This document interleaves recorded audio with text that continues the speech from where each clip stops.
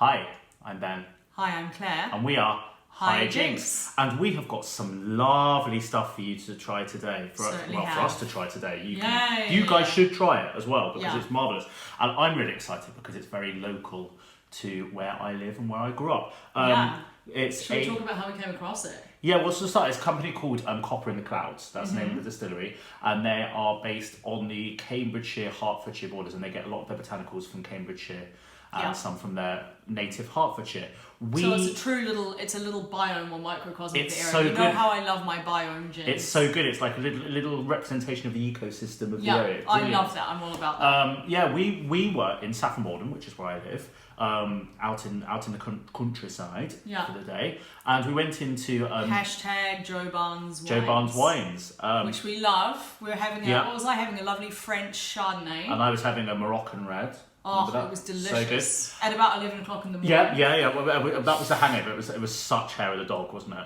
Totes hair of the dog. But for whatever reason, I had a hankering for a glass of wine that morning, didn't I? And there we were. There we were. It was marvellous. I actually wanted wine rather than gin. So imagine we go into Joe Barnes for a glass of wine, and in the half hour we're there, 2 different distillers come in trying to sell their gins to Charles, who works there, and they both succeeded because of us, really. So, because Charles just turned around to us and said, "Look, I don't know a lot about gin. Wine's my trade, but we happen to have these guys here. So if you can sell them your product, then I'll stock them." And both we already knew Jake's came in and they're stocked, and then these guys are now stocked in there as well, which is fantastic. So Copper in the Clouds, they do 3 different types of gin.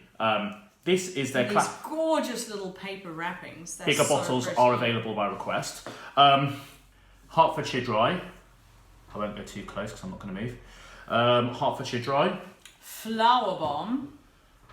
And this is a Marmalade gin. They've just released a mango and black pepper version, which sounds delicious but very sweet, but probably very delicious. We are going to try these 3 now and put them through their paces. What's our order that we're going to have? Well, I think the control sample should be the dry, shouldn't it? Perfect. Always judge by the dry, and then we'll go from there, depending on what we find. Sounds good. So, beautiful bottle. I went to... You can have the big tasting glass. Is one bigger than the other? That one's marginally bigger. As so your liver is marginally bigger than mine. I found talk about Hertfordshire, found a great gin bar in Bishop Stortford day before yesterday. I need to go there. It's called Twisted Cellar. I've been living in Saffron Walden for 2 years and walked past this place and thought, oh yeah, probably got a few gins. It is a treasure trove. The handle is Twisted Cellar. At Twisted Cellar. It's amazing. Okay, I need to come. Been like searching for a good gin bar in my local area, and it was there all the time. If only that worked in relationships.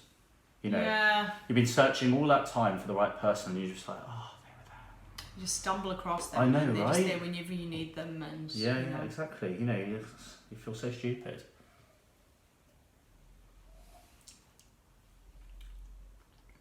Oh yeah, that's smooth. Nice. That's really smooth. Really smooth. Really good quality spirit in the first place. A slightly sweet element, but it's not off-puttingly so, because I know you particularly got very No, I don't. I found that it's not so much sweetness as it's just the absence of the ethanol, really. The absence of that alcoholic kick. So that's lovely because it's got that lovely very smooth. The dry journey down the centre of your tongue. Strong citral element. Yeah. Yeah, so I get the lemony sort of orangey sort of vibe in there.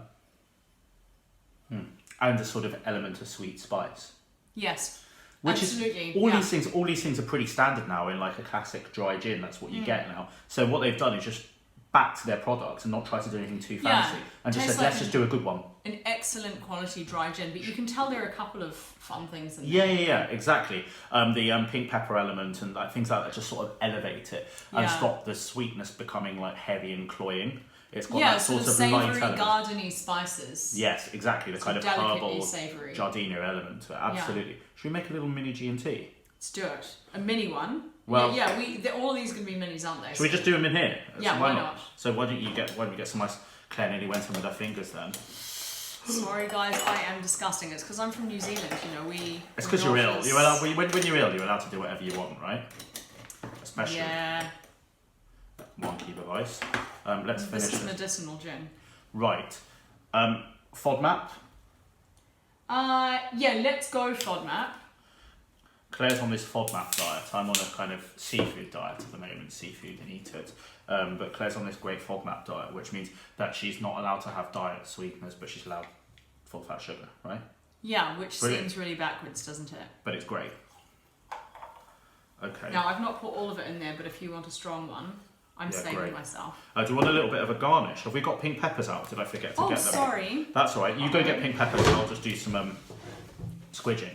Yeah, we just thought it was amazing when we came into this place and like this guy was like, oh, I'm going to try and like sell this guy some gin in this, because there's only really one independent alcohol shop in Saffron Walden, and I don't think he was quite expecting to bump into two people who were as enthusiastic about gin as us. Probably not. So yeah, he sent us over some stuff, so this is why we're here.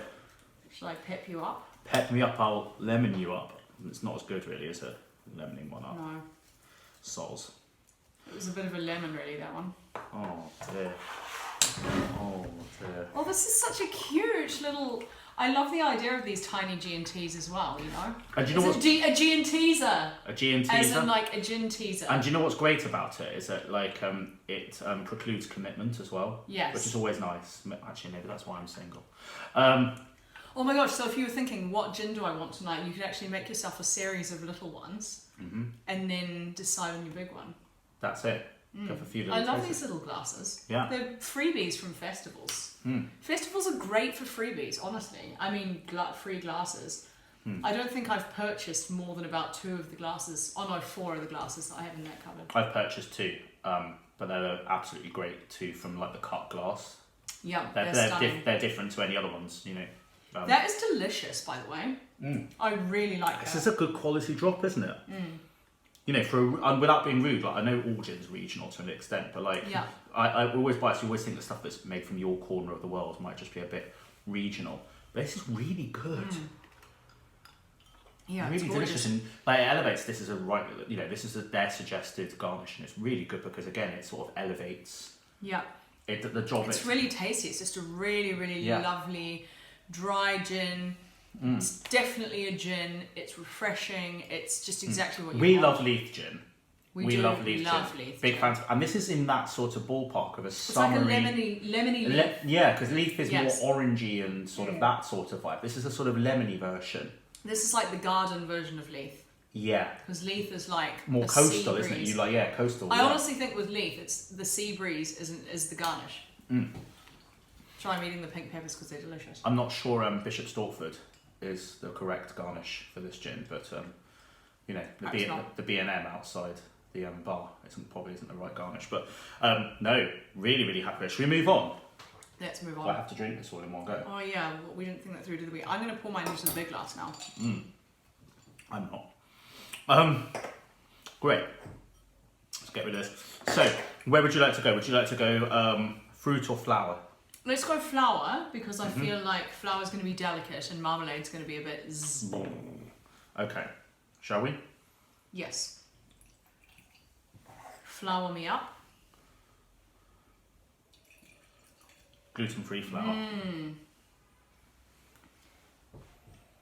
Yeah. Oh yeah, that smells... Again, you get sugar on the nose, but it's not off-putting. You get enough flour in there that's quite well balanced. Yeah. Violet, I get quite strongly. Yeah, so it's got the floral perfume in your nose, but on the tongue it's not sweet. Like, I'm not the sort of person that normally goes for like a violet thing. Like, you know, people love like their violet cream chocolates and stuff. Yeah. But if you like violet, really subtle. yeah. If you like violet, get on this. Like, this is great, and it's just it's And it it's tastes really like well made. actual violet, not like that chemically violet stuff. It's very it's put together clearly with a lot of love. Let's do the same So thing what are again. we bunging in this one? So I thought that I always feel with floral ones, like I love my the Chelsea flower gin, the one they make at Partridges in London, and this sort of felt like the same sort of world. Always like a bit of apple with it. I always feel like the earthy sweetness sort of finds all of the kind of grounds, all of the kind of floral elements, and you think rose and apple, you know, lavender and apple, all these classic combinations. 100%. So I tend to go with a bit of apple.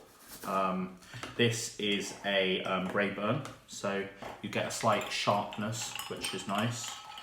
And shall we tonic ourselves up? And then let the party begin, as it says on there. It's a clever joke, though. Good one, Juniper. Well done, Juniper. That's possibly the worst thing about Juniper, because it was amazing, wasn't it? Yeah. That pun's probably the worst thing about the whole thing. Yeah. Because everything else was like 10 I feel out like of that 10. may have been like the best 3 hours of my life. Well, the half hour you remember, and then the 2.5 hours you don't, right? I mean, I'm much the same. Yeah. It was a bit like that. It was a bit hectic, wasn't it? Yeah. I definitely was stumbling around by 3:30. Also, I broke one of my bags and lost 2 bottles of I know, it was a terrible tragedy. We needed to have a the bag memorial broke, service. and so 2 bottles of 4 Pillars gone. It wasn't even my fault. It was a rubbish bag. Loads of people complained about that at the weekend. Yeah, anyway, this is nice. Super delicious. Mm. It's like... It's very much a dessert gin, isn't it? But also an afternoon gin. Like, gosh, I would drink this. I feel like I'm sitting in an apple orchard with the sun. Is that as opposed to an evening gin or as opposed to a morning gin, just to clarify? Maybe we're going to go on to a morning gin next, because it's marmalade, it's orange. Yeah, I mean, what about we've already done Cambridge breakfast, so... Yeah, maybe this is going to be this next one's going to be a morning gin. So, maybe Copper in the Clouds are providing 24/7 gin for everybody. Yeah. That's quite petrifying, isn't it? I want to eat this apple. In fact, I'm going to eat that as a palate cleanser. Palate cleansing gin-soaked apple. Now, one of the things I love about apple as a garnish is it tends to... soak up all of the a lot of the gin from the drink. So when you eat it at the end, it's absolutely delicious. Do you want to chuck us some mums? Some mums. This is a cute bottle. Can we talk about this? You can show it to the camera a bit more. But what a cute bottle.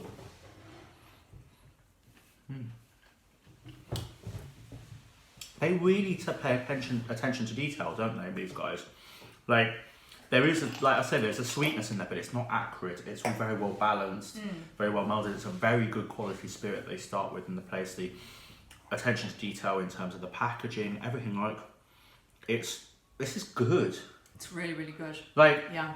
Out of, I'm impressed. This is, the gins that are local to me.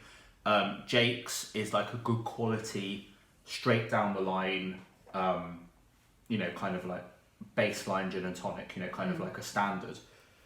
These guys are very interesting. It's slightly off the wall. Like it's this lot. balance of having a really interesting product and also a really good quality product that you don't always get. Agree, and they've absolutely smashed that. I'm really, really impressed. Yeah. This is the one you should... Oh, look at the colour on that. You should like this least. Because Claire's got a very savoury palate. You shouldn't like this.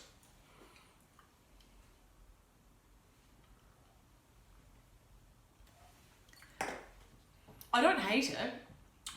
Yeah, which is an achievement for you. Yeah. You can taste a lot of fresh orange in it. It's not syrupy. Were we going to tuck this up a little bit? Yeah. Yeah, let's tuck it up. Claire has got an epic friend from work called Paul Tucker.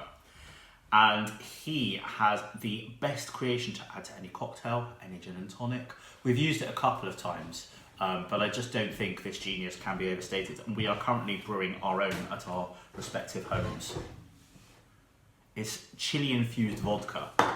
And basically, the tiniest drop... I've got it. The tiniest drop, you can talk about Paul. Well, Paul is a legend. Paul is a piano teacher. He's an absolute legend. He's a piano teacher who rides motorbikes and is really awesome. And also won't eat anything without putting like Carolina Reaper or Ghost or Scotch bonnet chilies in it.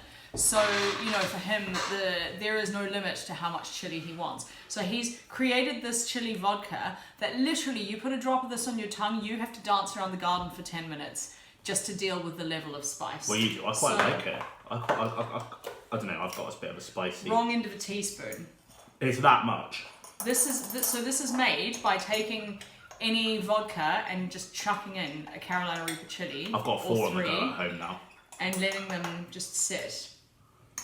And what I find is it adds, because it's spicy, it goes with pretty much everything, but it also adds that slight savoury element. Actually, I'm just going to put a bit on my teaspoon. I like a bit of chilli. I nearly destroyed myself 2 nights ago. That makes that so good. I mean, it was good already, but that's completely different. I ordered a lamb dansak and asked for chili in it 2 nights ago. Uh-huh. That was hectic. Did you have beads of sweat running down your forehead? Yes, when you get them like running down the back of your neck and you think you might be in toxic shock, then you know you've got it just right. I'm gonna say, I don't even want to mix that. I might put an ice cube in it to see what happens, but nice. This is a sipper. This with a bit of kaka, that's a sipper for me. Yeah. That's like a digestive. I'm going to put tonic in it just as an experiment. Just to see what happens. Because I potentially agree with you.